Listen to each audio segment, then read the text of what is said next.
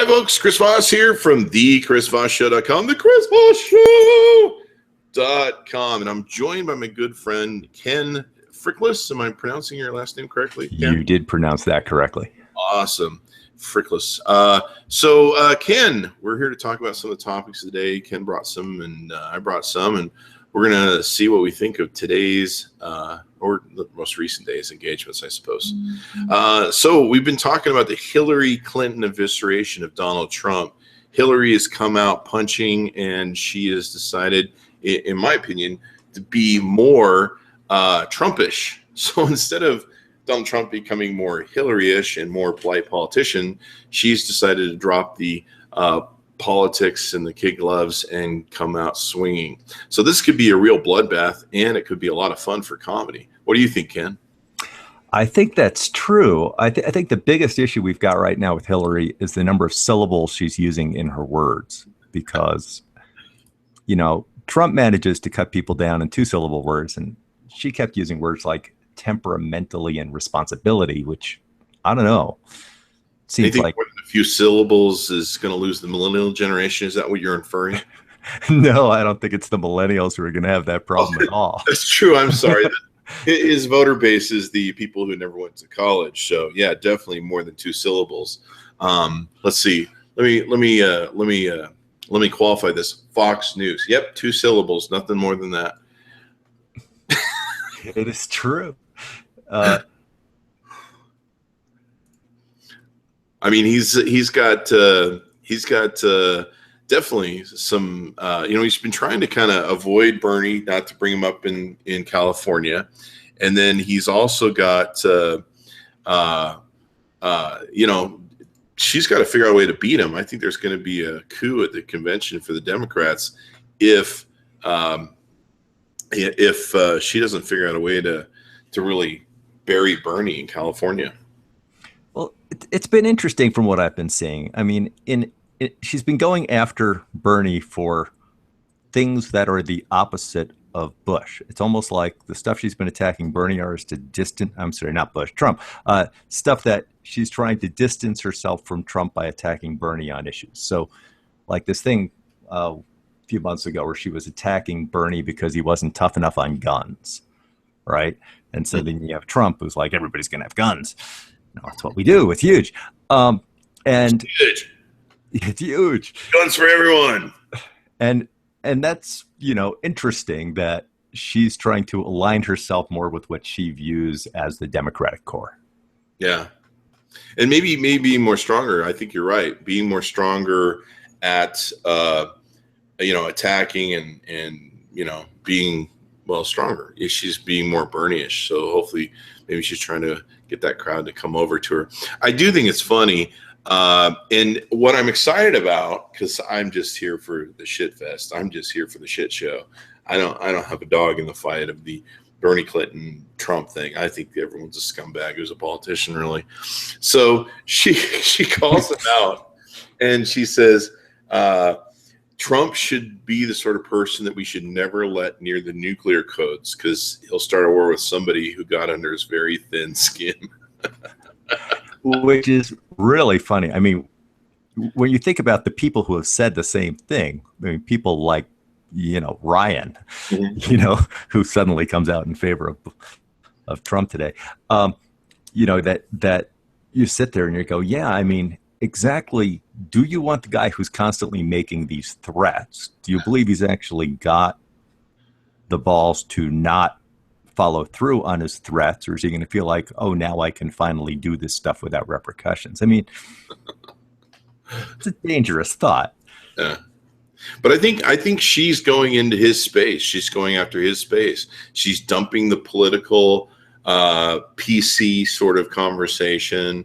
And I think that's really where he's been beating her, is he appeals to this crowd that's the knuckle dragger crowd that wants to be like, yeah, make America great again.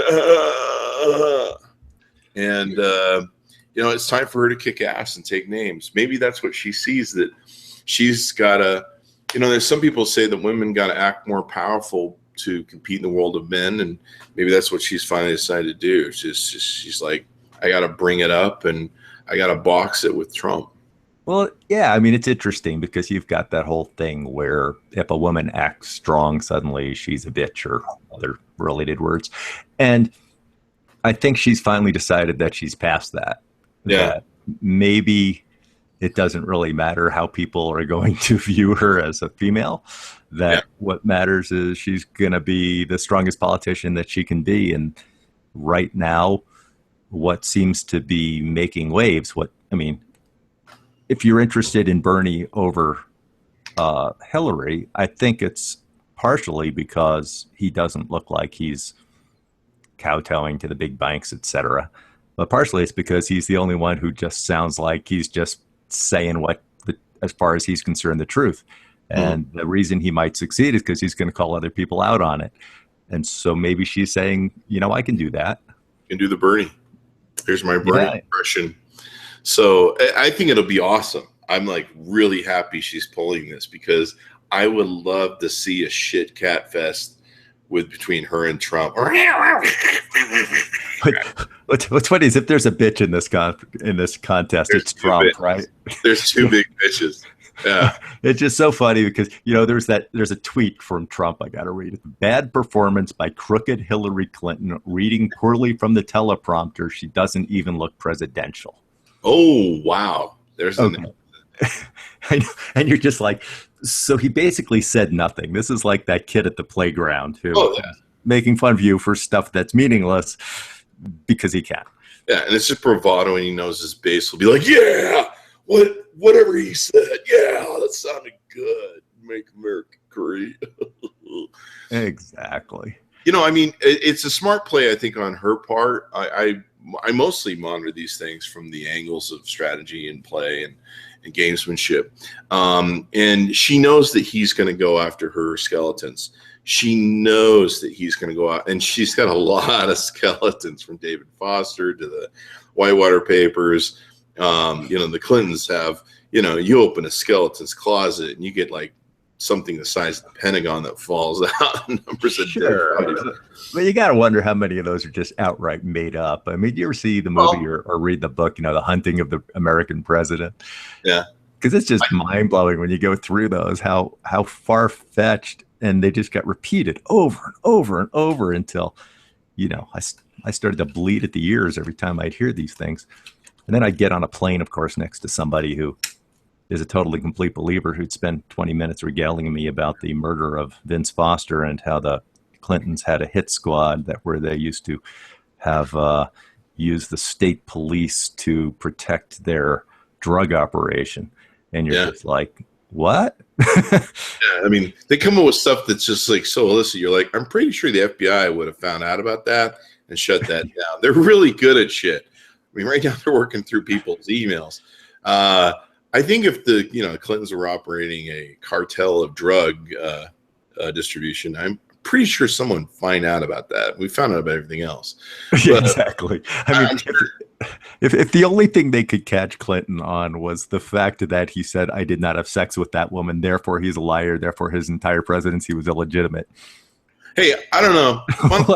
Was no winner. I mean, she was kind of like a 6, and she was kind of a bigger girl. I mean, I got to tell you, I probably wouldn't admit to having sex with her either. I mean, come on. Yeah. Influence anyway, but I'm being. It depends on what the word is. Isn't that what he said? Anyway. How do you define sex with somebody? Exactly. All right. So let's move on to a topic you were passionate about. This is your passion, I think. The extinct otter species named after a Grateful Dead guitarist. Exactly. And there's only been one so far.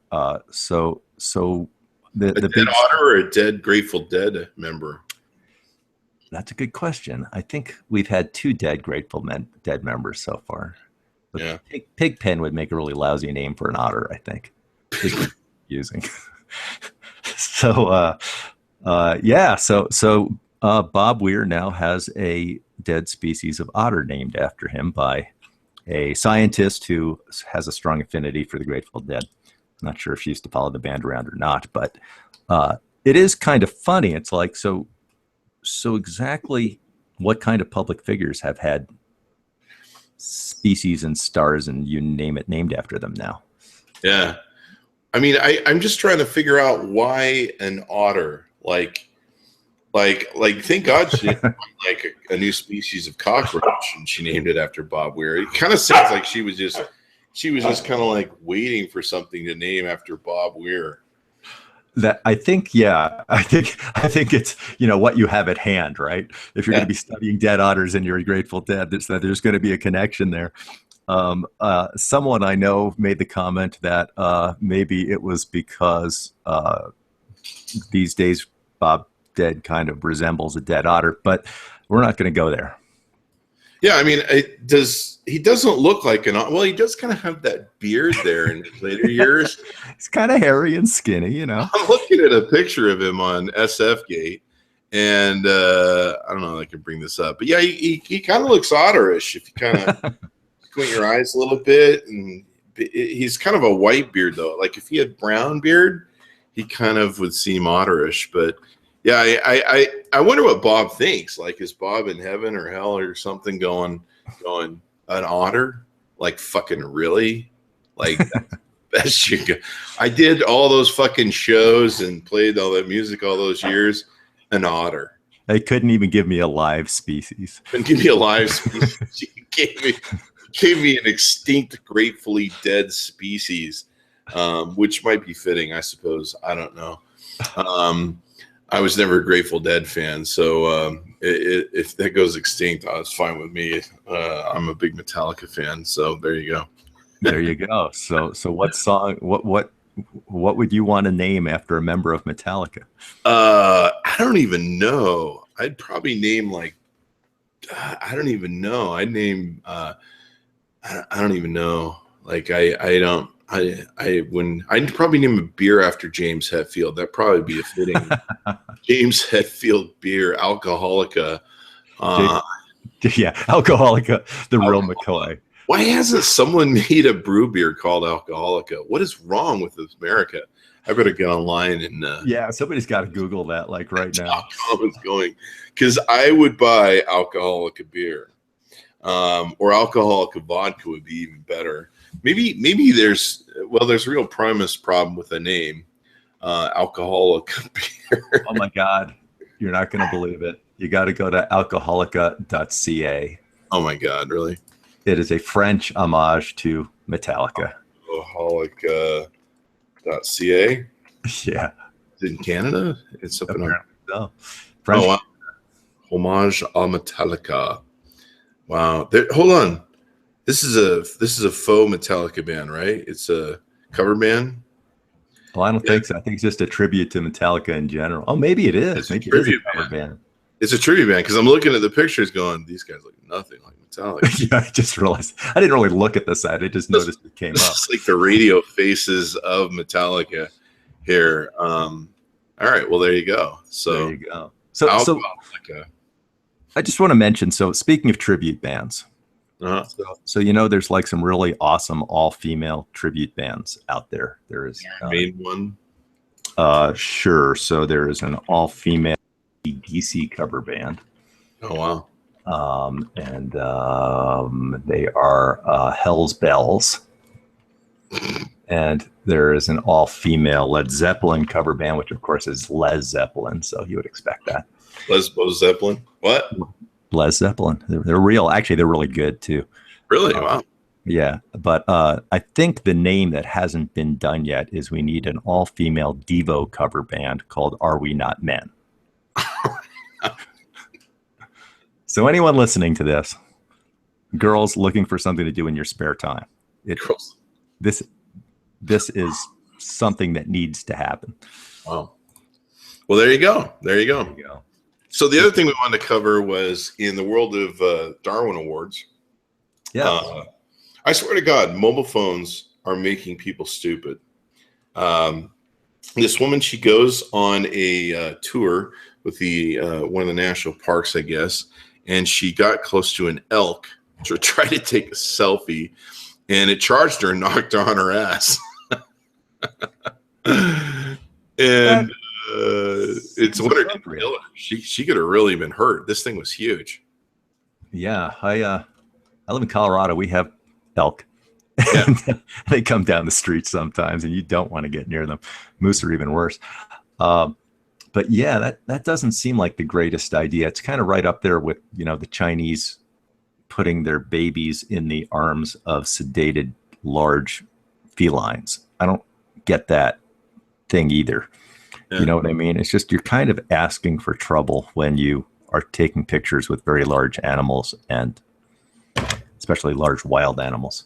And she even had her guide who's like going, no, don't do that. Don't go near the animal.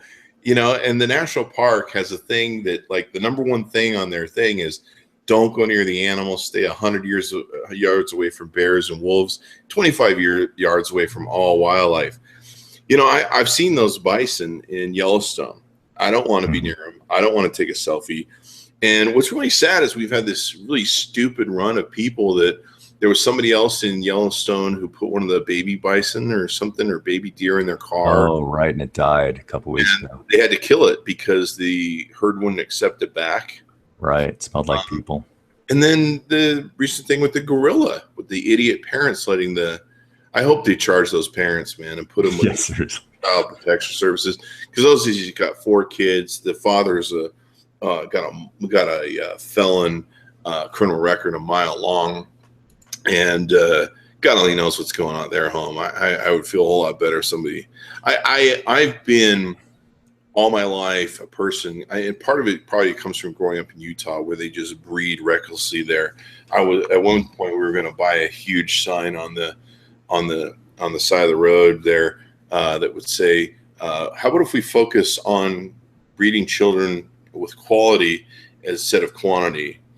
And they having 10 children in Utah is pretty normal. Oh yeah. Yeah. And they don't have any regard to the consequences therein until later they find out that, oh, this is expensive. No shit. Yeah. Making them easy and cheap. Now, I'm going to go a little bit politically incorrect here, but do you think that the reason why it seems like almost every fundamentalist religion on the planet, they're really into having lots and lots of children? Near as I can tell, they're kind of taught that, and it's a Machiavellian prince sort of control mechanism. You don't want the underlings of you to rise, so you do have to keep them poor and indigent. And then there's also the spread of your religion. The best way to do that is to breed. So the Catholics have always said, we shouldn't have condoms, because they realize that if you have 4 kids and you raise them Catholics, they now have 4 more people to fill the coffers of the change purse at their church. So what we're basically saying here is that they're having children because it is more reliable than evangelism for converting people. Exactly. Yeah, it's huge. The Mormon Church, when I was a Mormon in the cult, really pushed, breed, expand the church, help the church's membership, breed, have kids. Mm-hmm. They even shamed women. You shouldn't have a job. You need to be at home, just pumping out those children in the Monty Python sort of way of the things dropping off. It's a great tool to keep your base down and keep people from being richer or more powerful than you rising up, and keeping your subjects in line with themselves, because it self-regulates itself when it comes to the fact that people are largely going to be poor, despondent, and grasping for any sort of a miracle they possibly can, because you've told them not to breed. And sadly, we see things like Africa, where a whole generation has been wiped out by AIDS because everyone from the Catholic Church, I forget what they call them, the priests, have told people for centuries to not wear condoms. And now we have a whole generation of people wiped out, and largely a huge economic divot in the future of Africa, and them taking even longer to join first world nations in becoming a powerhouse. They certainly could become a powerhouse. They have humongous resources of natural resources that they can take and do. But now they're just infighting with each other even more. So it's a sad thing. Yeah, I mean, it's been interesting to see where in Africa there's been a lot of unrest lately. So it's basically sort of spreading from the Middle East, mostly on the west side of Africa. And people are so poor and indigent. I mean, anybody with a great message and a great band sounds like a great fucking thing. You know, it's the same thing that comes from the Middle East. I mean, when you're living in shithole Palestine and Israel is your main oppressor, and you're having to dig fucking holes if you want to get a meal this week, you know, telling me that, you know, my life's so shitty that 72 virgins on the other side, and if I blow myself up, is a good thing. Well, there's your sign. That's a problem. And convincing people. There's an interesting article actually on PBS just yesterday about conversion of that ISIS people have been sent to prison, especially in Egypt. They're doing a really good job of convincing all the other prisoners that once they leave, they should be members of ISIS as well. So they're basically just preying on the hopelessness of people who have no political power inside their own countries. Yeah, and to be able to mob up, group up, and join something, you know. I mean, in the prison, you see it even here in America. You have the Aryan Nation, and then you have the I don't know who the other side is, but the Black Panthers or something of that nature, and they're very powerful. But yeah, I mean, it really would be interesting if we could ever solve the problem of making everyone's bellies full and everyone having a meal, and not having these areas where people are poor. If we could somehow eliminate boredom, is that a word? Boredom, poverty. If we could eliminate poverty, I clearly went to public school. Yeah, a public school near you, and I ate the burger ones and the French fry sauce. So there you go. But if we eliminate poverty, a lot of these things would go away because these people wouldn't be so attuned to just aligning themselves with anything that gets them out of their shit situation. I agree. So, there you go. So Elon Musk, let's move on. Yeah, let's get to something a little more positive here. That was semi-funny. Elon Musk said a few crazy fucking things at Recode Conference. And, of course, Recode Conference are really good. Hopefully he doesn't load this video in, which I am unable to pause. I really hate this when you go to websites and you cannot pause that load-in video. So he basically said, I'll let you paraphrase what he said. Why don't you do it? I think you'd probably put it better than I. Okay, so he said a few things, but the one that really I loved the best was the whole concept. So in many books, and I have to admit I felt like this a few times as a teenager, that we are living in a simulation.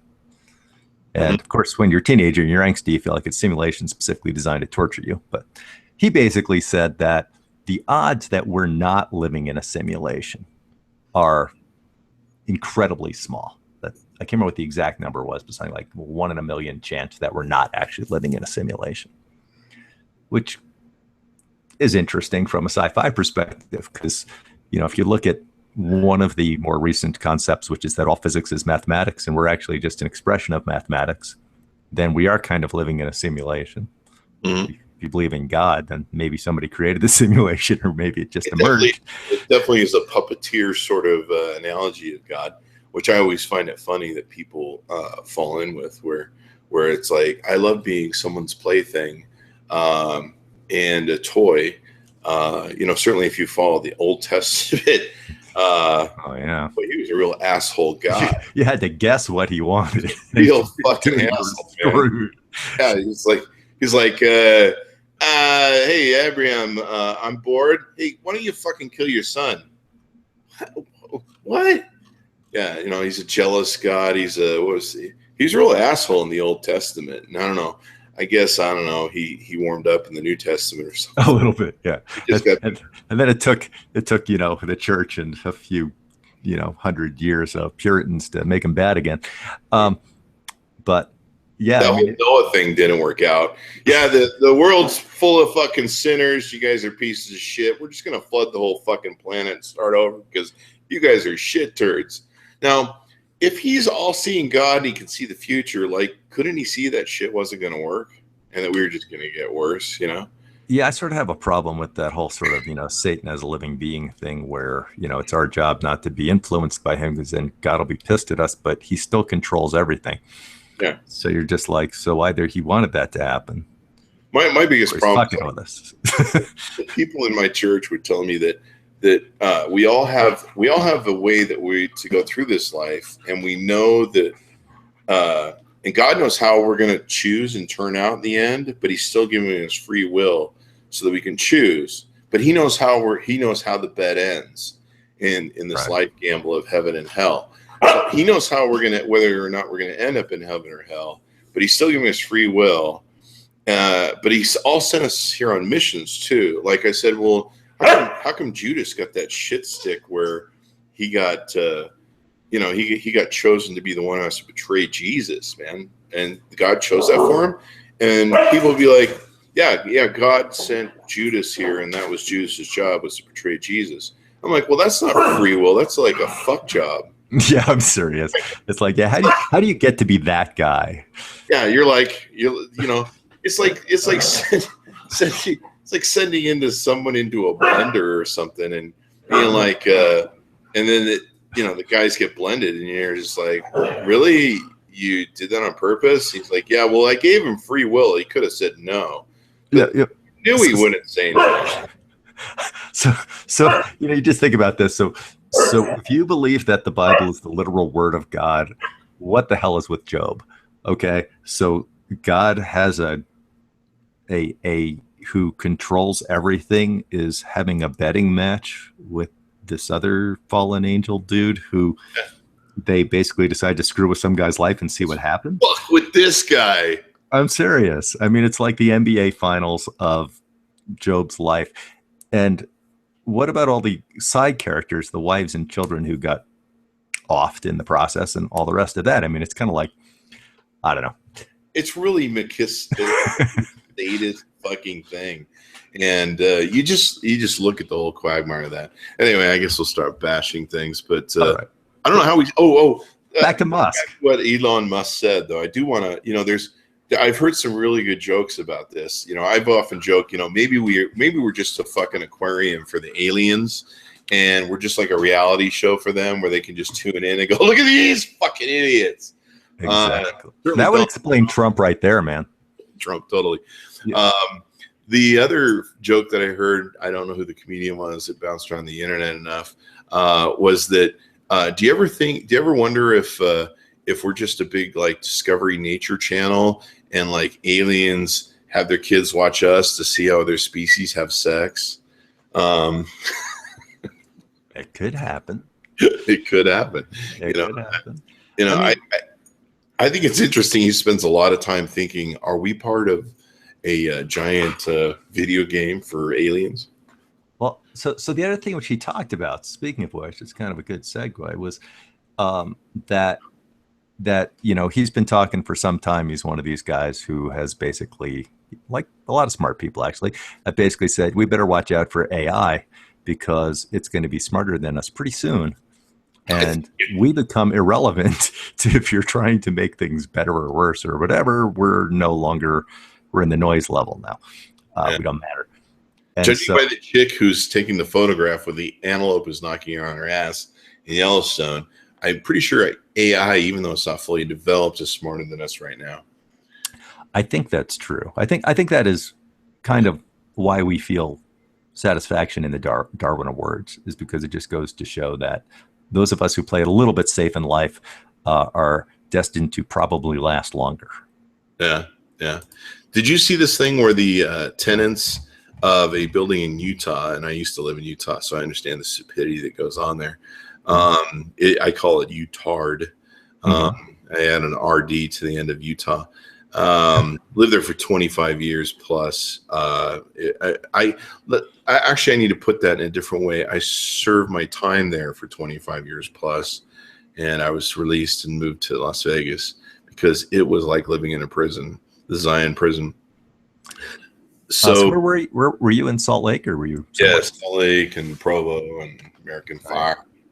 But the tenants got angry over a Facebook addendum that got sent out. They actually made up a Facebook addendum to their residential apartment complex contract, giving the implication that they must friend the or like the Facebook page for the apartment complex. Yeah. I did see that. That's so whacked. I mean, you're just kind of like, here is somebody who is unclear on the concept, right? Yeah, it's like, very, very antisocial in the world of social media. It's a little coercive, yeah.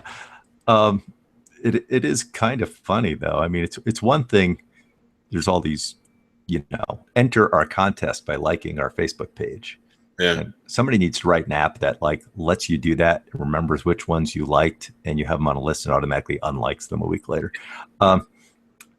But it's one thing to do that where it's the carrot. It's another thing altogether to say no. It's like, the Big Bang Theory where there's the roommate agreement, right? With all the arcane rules in there. Yeah, it's insane from a number of different levels.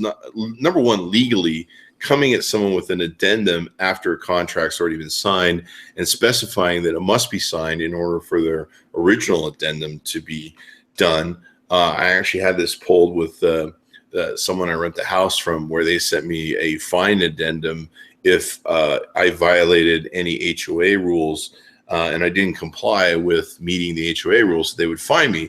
And I'm like, that's just special. You sent that, but fuck you. A judge won't uphold that in court because we already have a contract. You just can't write additional fucking addendums.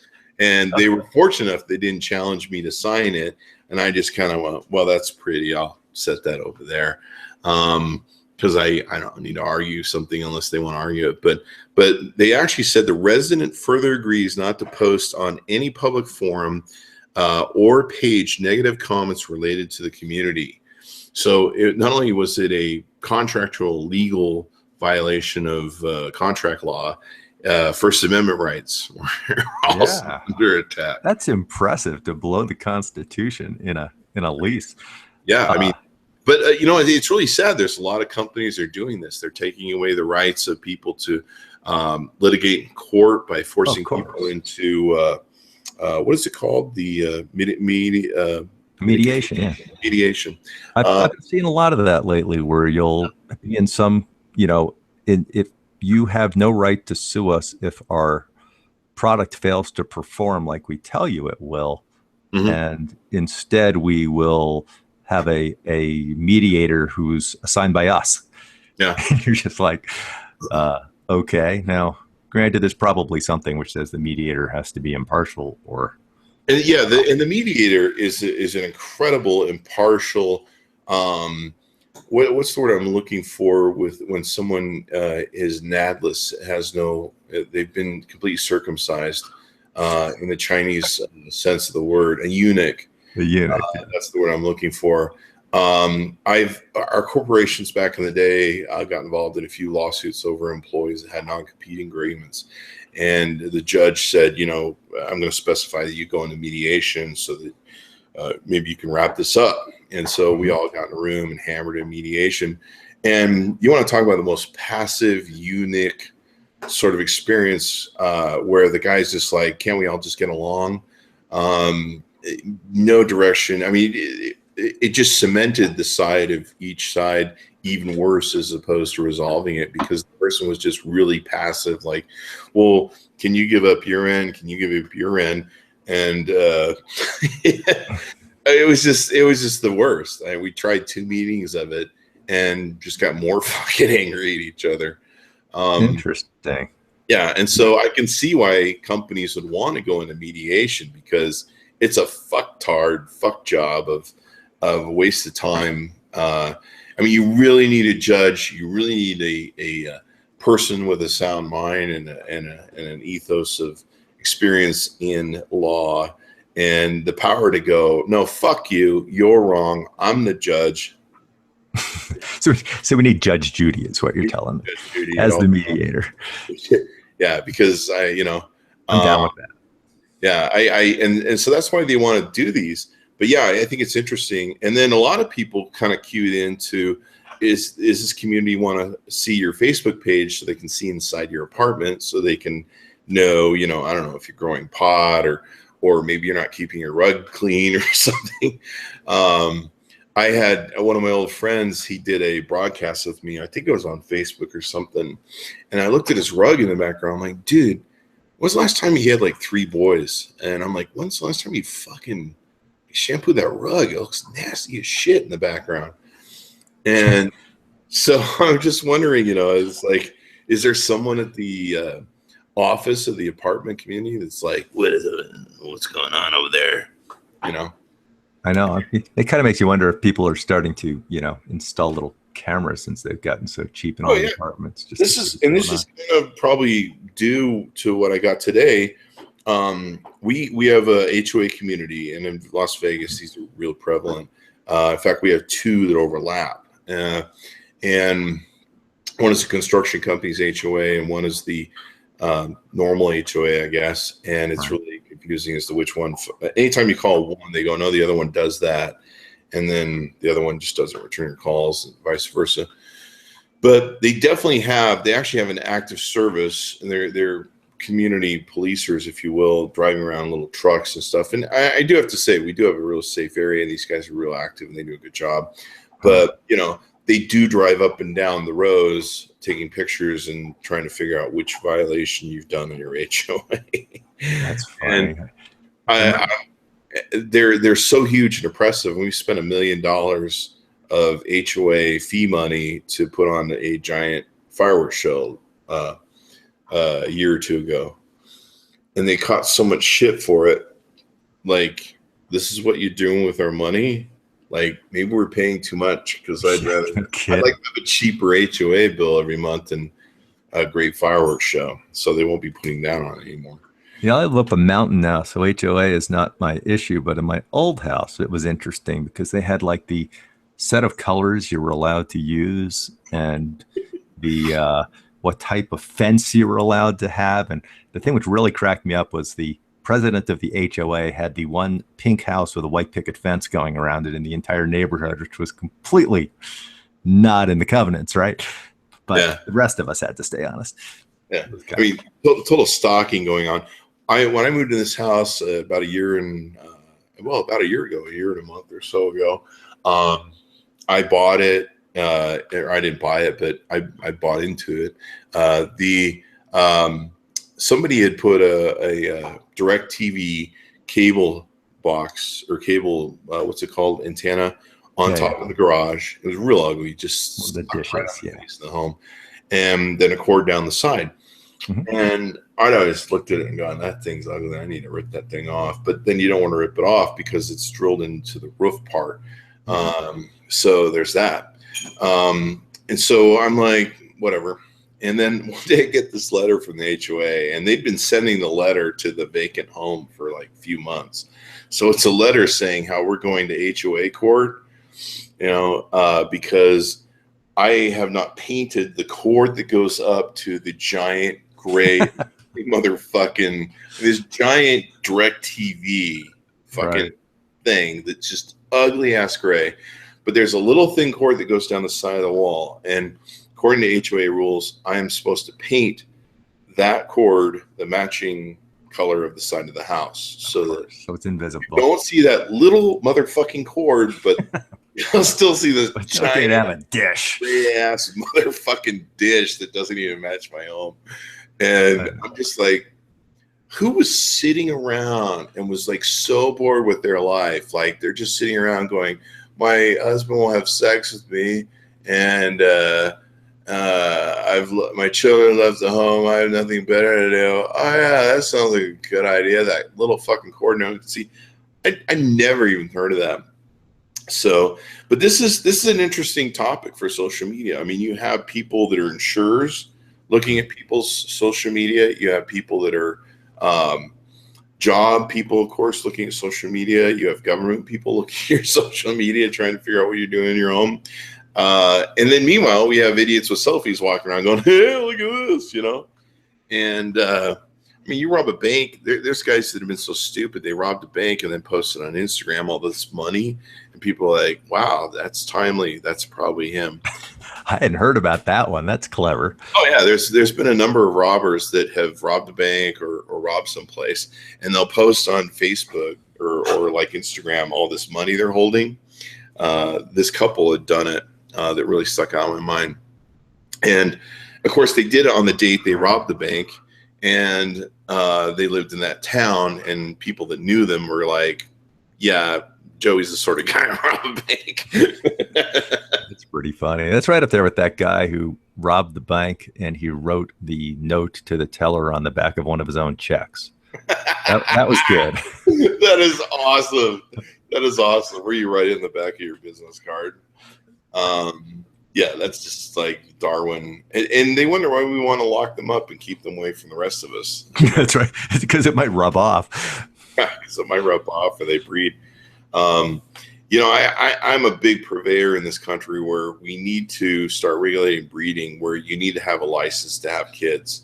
And you need to go to college for 2 years to learn to be a decent, smart human being. You need to learn how to be a fucking parent. You need to learn how to deal with the parental problems, relationship problems. And you need to get like a 2-year certificate that says it's okay for you to start fucking squirting out kids. And I know that kind of sounds mean, but we'd have a really different country if we educated people on proper parenting, proper raising kids. Maybe work out all your psychological fucking issues before you start sharing them with other people. Yeah, then we wouldn't have any musicians. Yeah, that's true.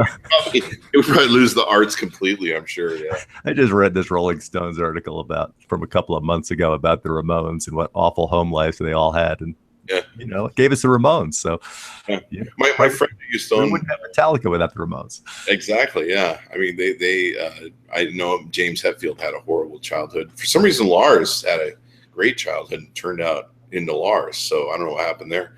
No, I like Lars, but my friend who used to own multiple strip clubs, he said he used to say all the time, he's like, "Thank God for bad parenting and horrible fathers." He goes, "If it wasn't for them, I'd be out of work."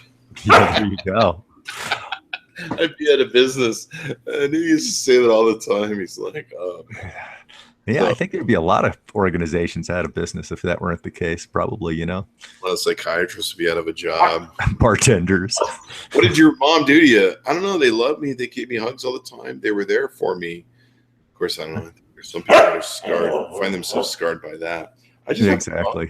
I think I was one of those. I had that teenage angst thing going on where I had a little bit too much of the middle class thing going on. So I had to rail against, Reagan and crap like that. My daddy loves me. Fuck those people. I know. Damn it. Don't they know I need to have some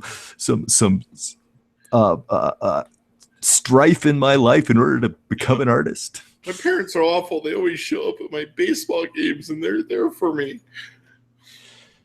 Those bastards. If I could have only starved for a couple of months. They always have dinner at 6:00. Oh, jerks. Yeah, what are you going to do? The world's going to hell, and we're along for the ride. But we are. It has been fascinating, I have to say. We're what?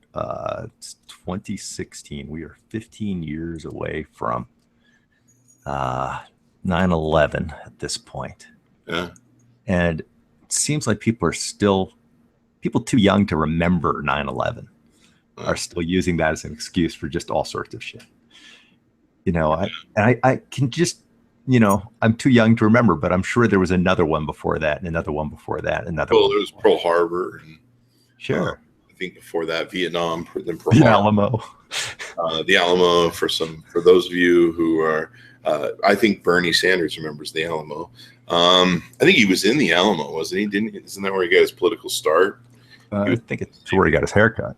That's where he got his haircut. There you go. So yeah, it's going to get interesting with Trump. This will be an interesting thing. I've heard people tell jokes about how we needed Donald Trump to show us how broken and fucked up this system is. I totally agree with that. We need that crazy bad girlfriend that you get every now and then that just makes you realign what your life is about and go, okay, I need to make some better choices and quit taking this drug. So one thing I loved about John McCain and I'm a hardcore Democrat, so saying I love John McCain is hard for me. But I love the fact that when he was pandering and somebody called him on it, he would just say, "Yeah, I was pandering. What do you expect?"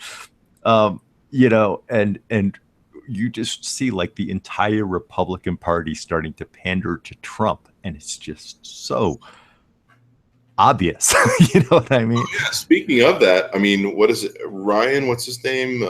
Ryan has now come out, and I believe it was today he put out a editorial or op-ed post that he's finally decided to buy into Donald Trump, and they've had a bunch of conversations about how he can be.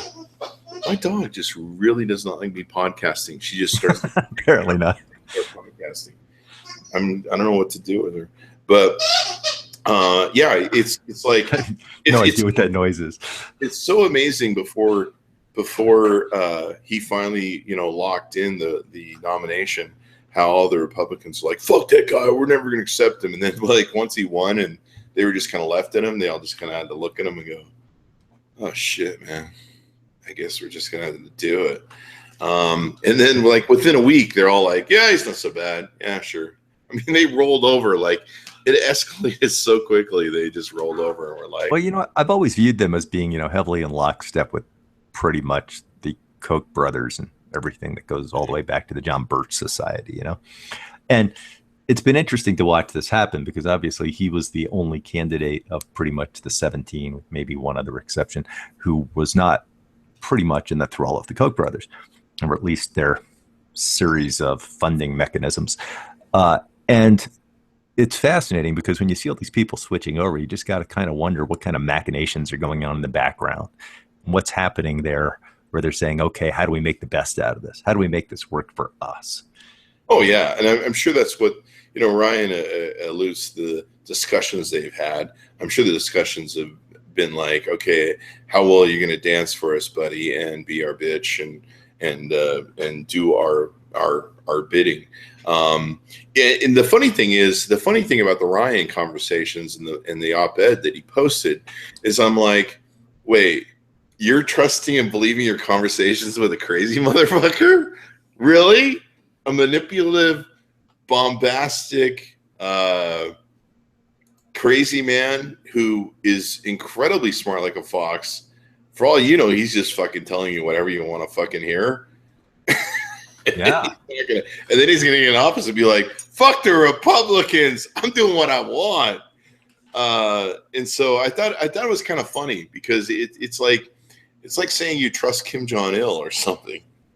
Oh, I think, well, it's like, no, I'm sure that if I stay overnight at Ted Bundy's house, he's killed a lot of people, but I think I'll be okay. I've been talking to him and he says it'll be fine. I saw something about North Korea being. They endorsed Donald Trump. Yeah. No, was that real news? Yeah, I guess it's real news. They real news. They said that he is a great potential for president. They used a few other great verbs. One of the, of course, the things they cited. Wise. They called him wise. Yeah. They said that he's a great presidential candidate because one of the things he said was, I don't give a shit about what's going on in South North Korea. We'll pull our people out of there and let those two work it out. Well, that just gave North Korea a boner hearing that shit because they've been just trying to figure out how to have a unification with the South for forever, the military way. And I'm sure they need the money and food anyway. It's a wonder they've invaded all these years just for that purpose alone, just to get something to eat. So. Yeah. I love this quote, though. I just got to read you one quote from that article because it just cracks me up. It turns out that Trump is not the rough-talking, screwy, ignorant candidate they say he is, but is actually a wise politician and a prescient presidential candidate. So, rough-talking, screwy, ignorant candidate. I'm liking the wording. I think that's almost worthy of a T-shirt right there. That's a T-shirt right there. You should sell that. You need to go find the whatever you just said.com and buy that thing and make T-shirts, man. I'm serious. It could happen. It can happen. Anything can happen. But of course, Trump will probably sue you once he becomes president. You know, I like one of my favorite moments of the Fox News makeup session between him and what's her name, the gal from Fox News that he got in the big pisser match with. Oh yeah. Why am I drawing a blank on her name? Megyn Kelly. Yeah, Megyn Kelly. The big thing out of it was she says to him, she goes, "You realize that you can't just sue everyone who pisses you off once you become president." And he's like, yeah, I guess so. like I don't, dude. That's just that's like telling a 3-year-old, "Don't spill the milk again." It just really, you just gave him ideas. Although it wasn't like one of the big things the Republicans did the last 8 years was kept suing they're really good at Obama for everything. Yeah, I mean, they just won. I think they just won part of their court case for suing part of the Obamacare dealio. And wasn't it Holder? Or no, not Holder. Who's the guy who used to cry all the time? Boehner. John Boehner. John Boehner, Mr. Yellow. Isn't it funny that I equate his name with Boehner? Boehner. And it's not because, never mind, but it's because I think he's a giant dick boner. But people are like, Chris thinks about people like boners? That's really weird. Exactly. Well, it fits with the Dick and Bush we had before. So Dick Bush, yeah. That Dick Cheney president and that Vice President George Bush. So, anything else you think we should talk about on the Chris Voss Show podcast? I don't know. How's everything else going in the world? Have you? It's all going to hell. It's all going to hell. Why don't we wrap the show? I think we've been about 45 minutes or an hour, and we'll wrap the show. And I'd love to have you on again, Ken. Come on. Anything you want to promote? Any plugs? Any Twitter links you want to promote? Not right now. I'm my big thing these days is trying to make cities smarter. So that's my gig. And sometime we can have a conversation about that. Sure. What it's going to take to make things work in a way to have a more informed and lower cost democracy. There you go. All right, man. Well, thanks for coming on, Ken. Be sure to give us a like, subscribe to us on YouTube, and we'll see you next time. Thanks, guys. All right. Thanks, Chris. All right. See you, Ken.